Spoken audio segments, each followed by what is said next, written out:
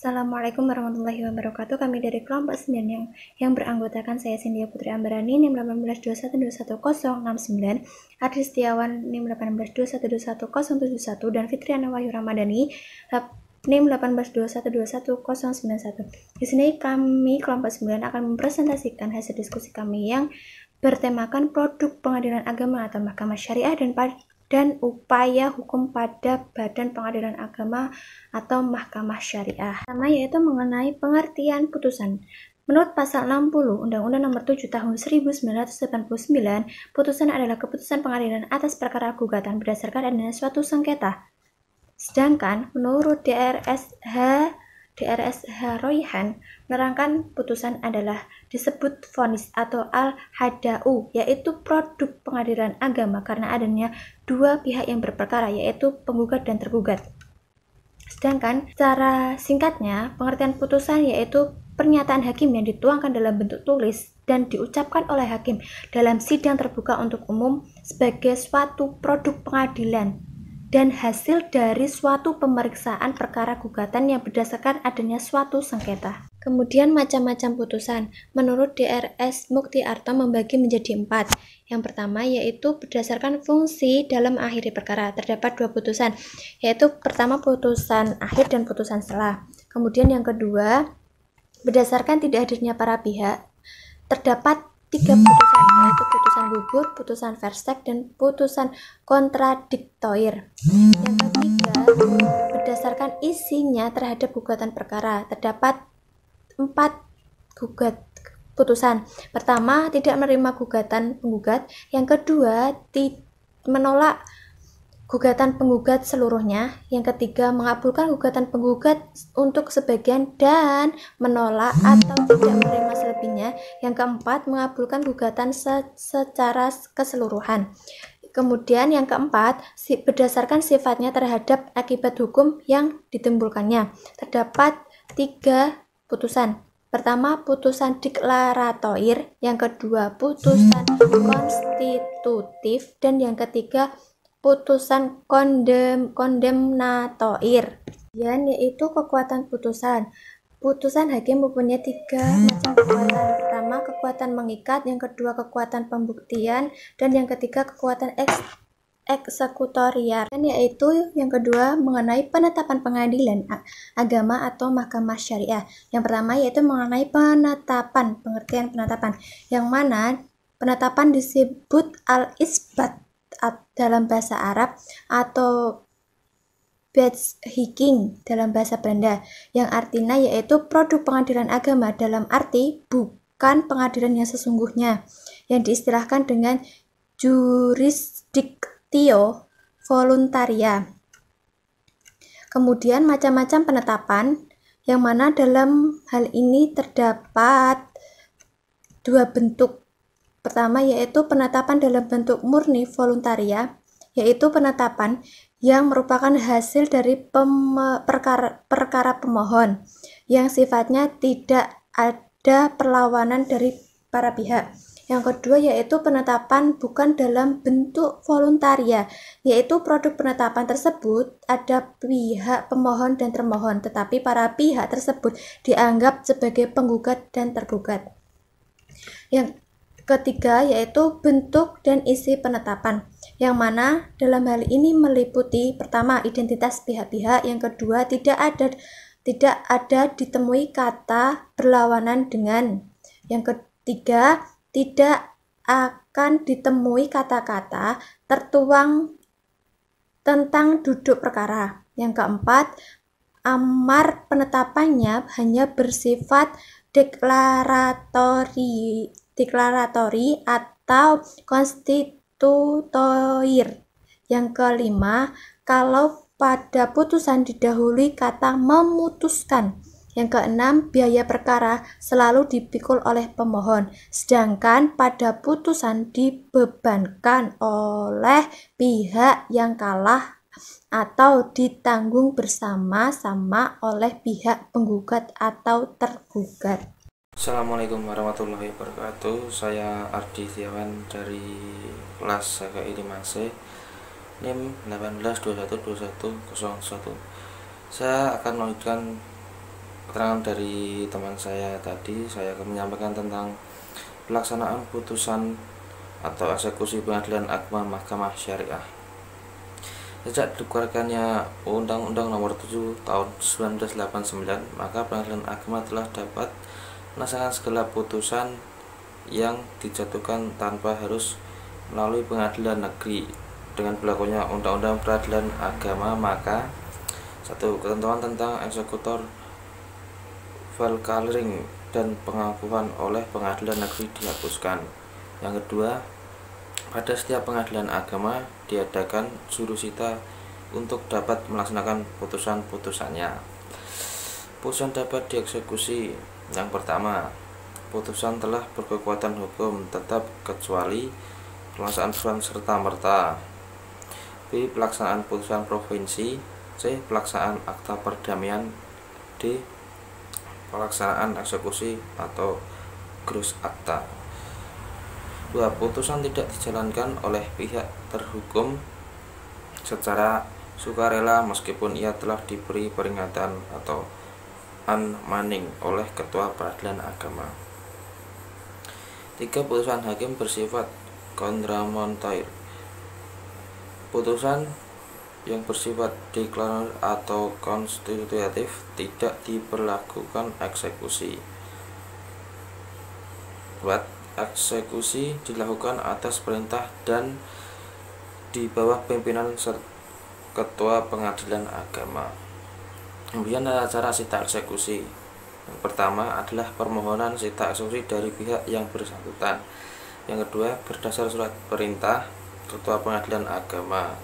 Yang ketiga, dilaksanakan oleh panitera atau jurusita. Yang keempat, pelaksanaan sita eksekusi dibantu oleh 2 orang saksi. 5. Sita eksekusi dilakukan di tempat objek eksekusi. 6. Penjagaan yuridis barang yang disita diatur sebagai berikut.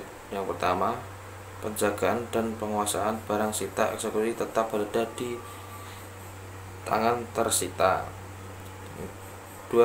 Pihak tersita tetap bebas memakai dan menikmatinya sampai pada saat dilaksanakan penjualan lelang.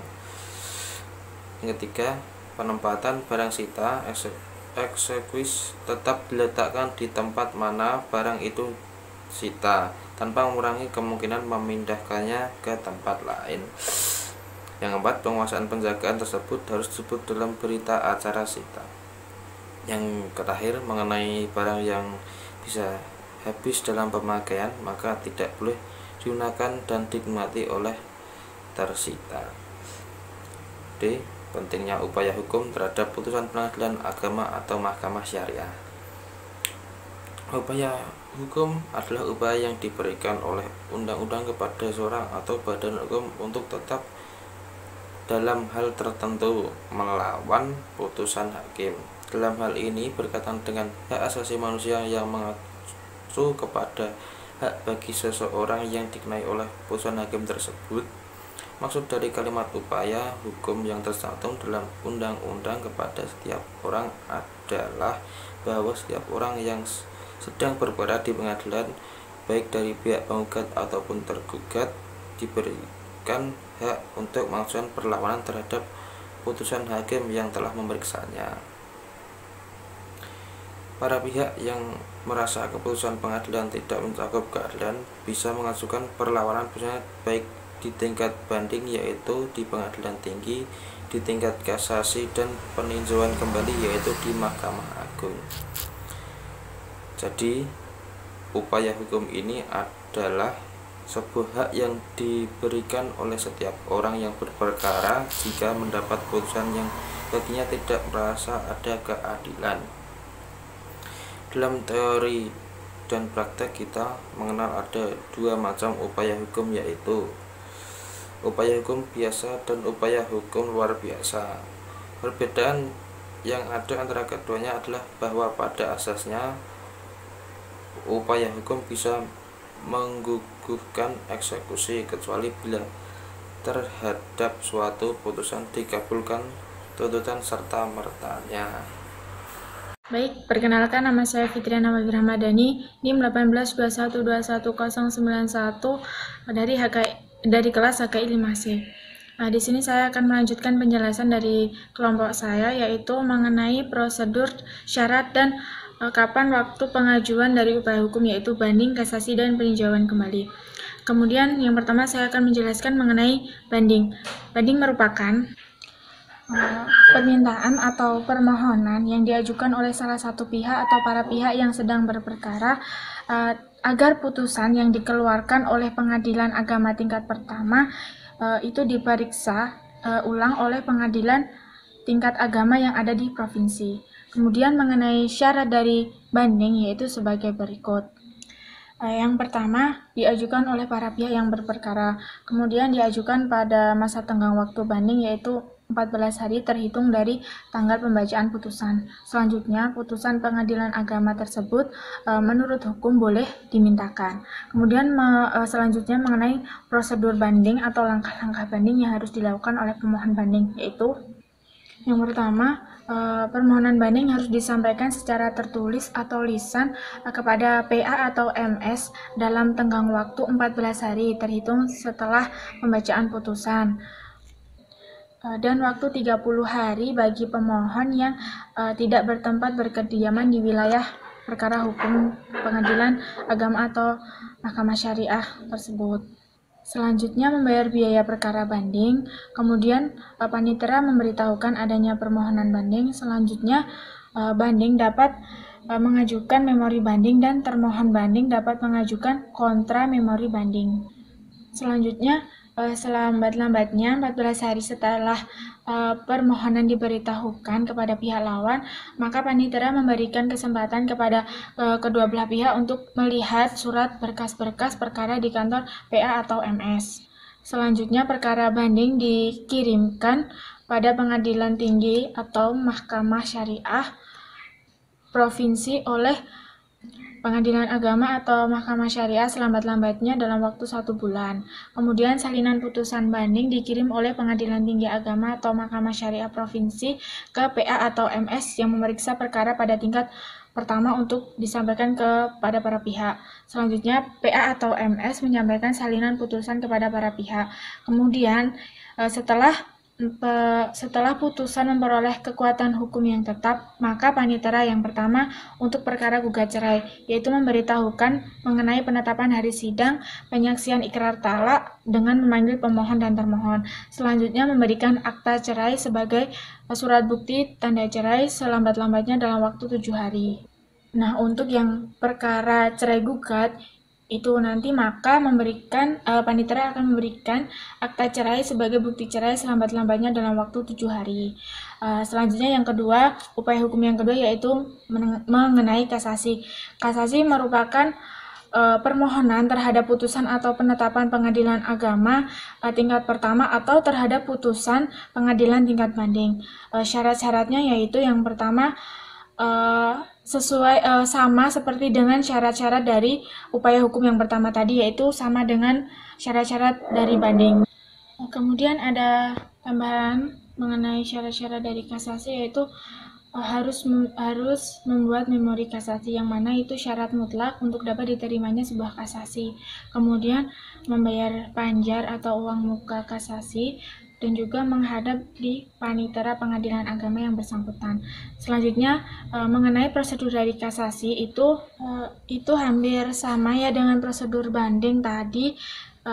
Mungkin perbedaannya dalam memori kasasi itu memori kasasi yang memuat alasannya itu disampaikan dalam waktu 14 hari setelah permohonan dicatat dalam buku daftar. Kemudian salinan memori kasasi itu disampaikan kepada pihak lawan selambat-lambatnya dalam waktu 30 hari setelah memori kasasi diterima oleh panitera. Dan juga ada tambahan dalam penerimaan berkas di MA, yaitu MA. Yang pertama, MA memeriksa berkas perkara dari panitera pengadilan yang memutuskan perkara pada tingkat pertama selambat-lambatnya waktu 30 hari setelah panitera memeriksa memori kasasi dan jawaban terhadap memori kasasi. Kemudian panitera MA mencatat permohonan kasasi dalam buku daftar dengan membubuhkan nomor urut menurut tanggal penerimaannya, membuat catatan singkat tentang isinya, dan melaporkan semua itu kepada ketua MA. Dan upaya hukum yang ketiga yaitu peninjauan kembali, yang mana peninjauan kembali adalah upaya untuk memeriksa atau memerintahkan kembali suatu putusan pengadilan baik di tingkat pertama, banding, dan kasasi yang telah mempunyai kekuatan hukum, tetapi karena diketahui terdapat hal-hal baru yang dahulu tidak diketahui, maka apabila dapat terungkap, maka keputusan hakim akan menjadi lain. Kemudian adapun syarat dari peninjauan kembali itu juga hampir sama dengan banding dan di dalam PK itu diajukan oleh pemohon kepada Mahkamah Agung melalui Ketua Pengadilan Agama yang memutus perkara dalam tenggang waktu 180 hari atau sesuai alasan yang telah disebutkan. Itu tadi syarat yang berbeda dari banding dan kasasi, yaitu kalau PK itu waktunya 180 hari. Kemudian mengenai prosedurnya. Mengenai dari prosedur peninjauan kembali itu sendiri, mungkin yang berbeda adalah waktunya ya. Jadi waktunya dalam peninjauan kembali itu ada 180 hari. Untuk mengenai perkara cerai dan cerai gugat, banding, kasasi, dan peninjauan kembali itu paniteranya itu sama, yaitu mereka akan memberitahukan tentang penetapan hari sidang penyaksian ikrar talak dengan memanggil pemohon dan termohon, kemudian memberikan akta cerai sebagai surat bukti bahwa mereka sudah cerai, dan itu untuk yang cerai. Kemudian untuk cerai gugat itu nanti akan memberikan akta cerai sebagai bukti cerai selambat-lambatnya dalam waktu 7 hari. Selanjutnya mengenai putusan yang dapat dijalankan terlebih dahulu, yaitu adalah putusan serta-merta atau you wait for the bar, bis forward. Jadi putusan serta-merta itu merupakan putusan pengadilan yang dapat dilaksanakan terlebih dahulu, walaupun ada upaya hukum lain dari pihak lawan, yang mana dapat berupa banding, dan pelaksanaan keputusan ini tidaklah harus menunggu jangka waktu 14 hari terhitung semenjak pengadilan mengeluarkan putusan. Kemudian putusan serta-merta ini diatur dalam pasal 180 ayat 1 HIR, pasal 54 dan 55 RV, serta berbagai surat edaran yang dikeluarkan oleh Mahkamah Agung Republik Indonesia atau SEMA RI. Mungkin cukup sekian penyampaian penjelasan materi dari kelompok kami. Apabila dalam penyampaian kami banyak salah, banyak kata-kata yang kurang berkenan, kami mohon maaf yang sebesar-besarnya, karena kesalahan datangnya dari kami dan kesempurnaan hanya milik Allah. Dan semoga apa yang kami sampaikan dapat bermanfaat bagi semuanya. Terima kasih atas perhatiannya. Wassalamualaikum warahmatullahi wabarakatuh.